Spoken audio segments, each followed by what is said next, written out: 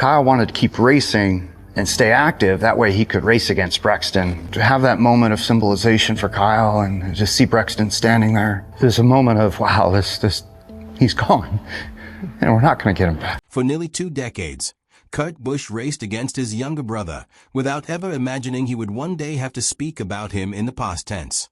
The Busch brothers grew up in Las Vegas under the watch of their father Tom, a mechanic who built and repaired cars long before either son ever climbed behind a wheel professionally. Kurt turned pro first, and Kyle followed a few years later, and the rivalry between them became one of the defining threads running through NASCAR for most of the 2000s and 2010s, 2 brothers chasing the same trophies while refusing to give an inch on track. By January of 2026, that rivalry had settled into something closer to mutual pride.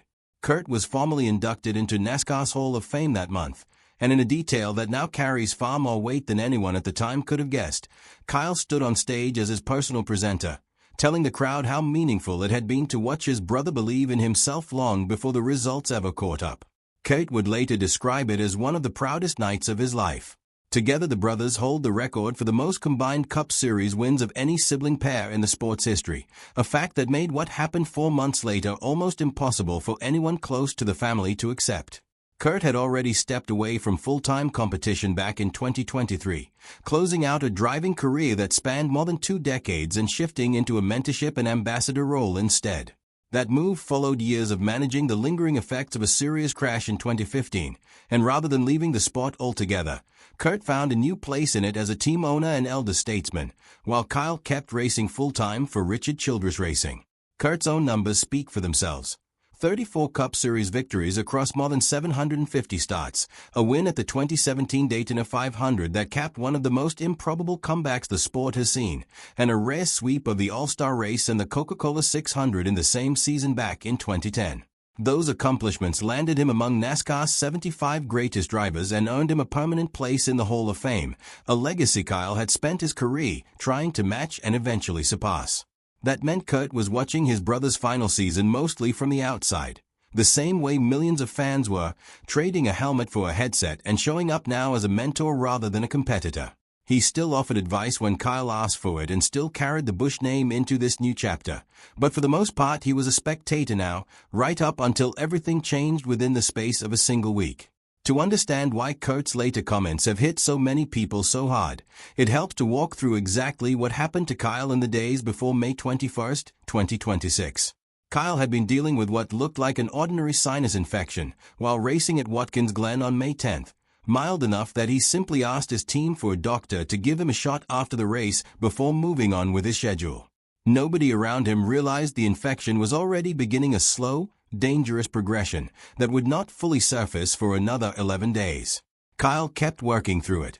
He won a Truck Series race at Dover less than a week before he died, finished 17th in the All-Star race, and even showed up at the opening of a go-kart track with his 11-year-old son Brexton.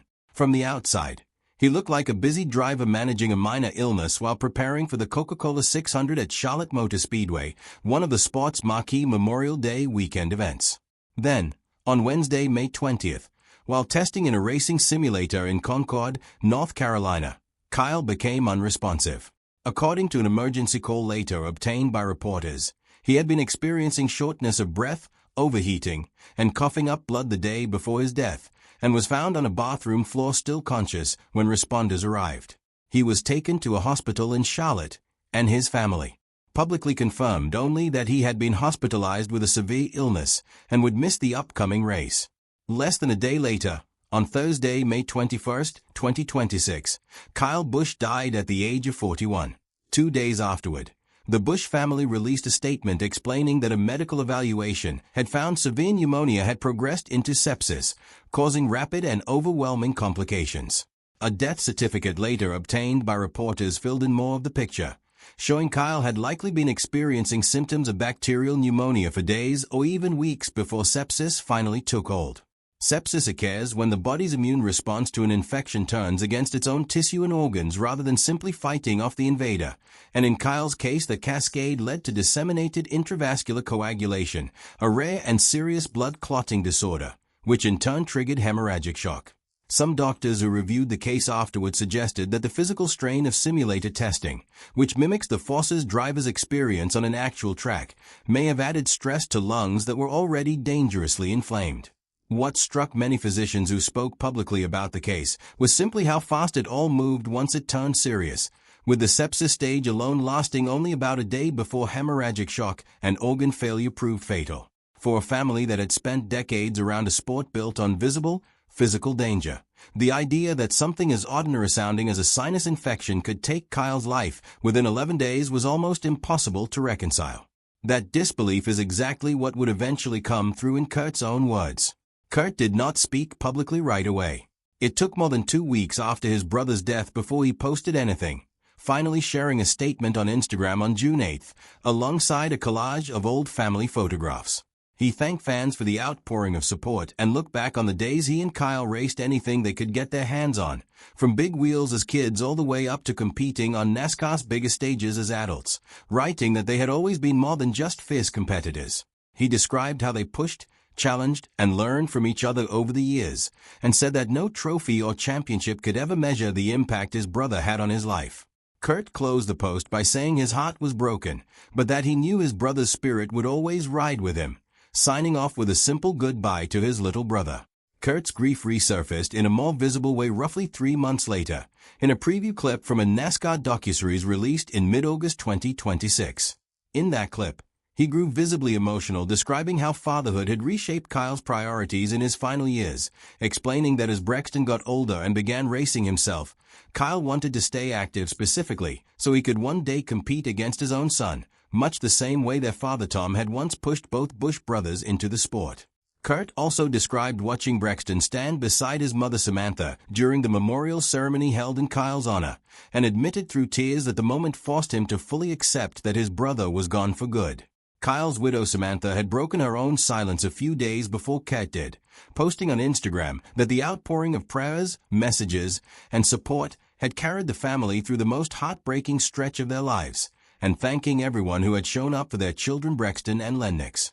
Kurt has echoed that same gratitude nearly every time he speaks about his brother's family since.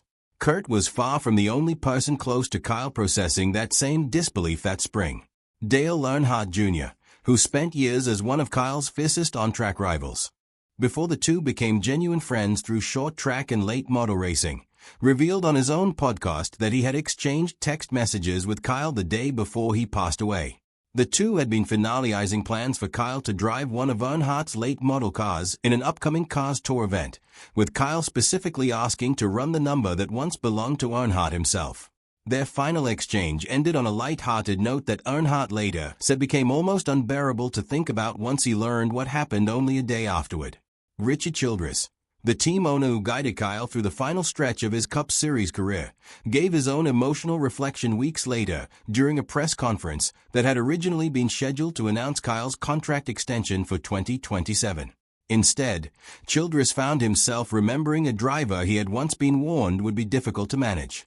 He recalled speaking with Kyle by phone the night before he was hospitalized, with no sign that anything serious was building, and compared the loss to that of Dale Earnhardt Sr., whose fatal crash at the 2001 Daytona 500 he had also lived through as a team owner, saying it was almost impossible to process losing two of the greatest drivers the sport has ever produced under his own roof. That grief has since spilled into an unexpected conversation that Kurt himself helped shape. As a newly inducted Hall of Famer, he now carries an actual vote in future induction decisions, and when asked whether NASCAR should fast-track Kyle into the Hall given the circumstances, Kurt pushed back gently, saying he believed the sport should stick with tradition rather than rush the process, even while acknowledging his brother belongs among the strongest candidates the Hall has ever considered. It was a notable moment of restraint from a man who had every emotional reason to want his brother honored immediately, and it said something about how seriously Kurt takes the integrity of an institution he now helps oversee. Kyle did not simply have a good career. By the time of his death, he stood as the winningest driver across NASCAR's 3 National Series combined, with 234 total victories spanning Cup, Xfinity, and Trucks, a number Childress has said will likely never be matched by another driver, pointing to Kyle's standing as the all-time wins leader in both the Truck and Xfinity Series. His 63 Cup Series wins ranked 9th all-time. He won 2 Cup Series championships in 2015 and 2019, and famously kept racing right up until the end, winning that Truck Series event at Dover just 6 days before he was hospitalized. Beyond the statistics, Kyle built his own Truck Series organization into a proving ground for the next generation of talent, mentoring younger drivers much the same way older competitors once guided him. NASCAR's pre-race tribute ahead of the Coca-Cola 600 drew roughly 95,000 fans to Charlotte Motor Speedway, where black number 8 was painted into the infield grass beside his old pit stall. Every car in the field carried a decal in his honor, and the field ran a missing man formation while the broadcast fell silent. Kurt joined his parents, Samantha, and Kyle's children Brexton and Lennox on the front stretch that evening, laying 8 white roses across the painted number as a bagpiper played.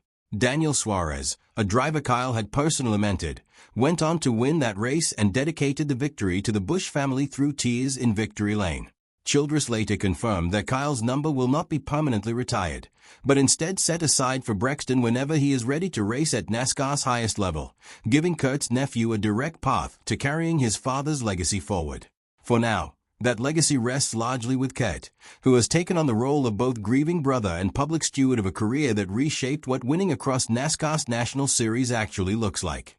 Every statement he has given since May, from the emotional Instagram post to the tearful docuseries interview to his careful comments on Hall of Fame timing, reflects a man trying to honor his brother's memory with the same steadiness Kyle was known for behind the wheel, even as that grief keeps catching him off guard, whether through an old photograph, a race broadcast, or simply watching his nephew climb into a car the way Kyle once did as a boy in Las Vegas.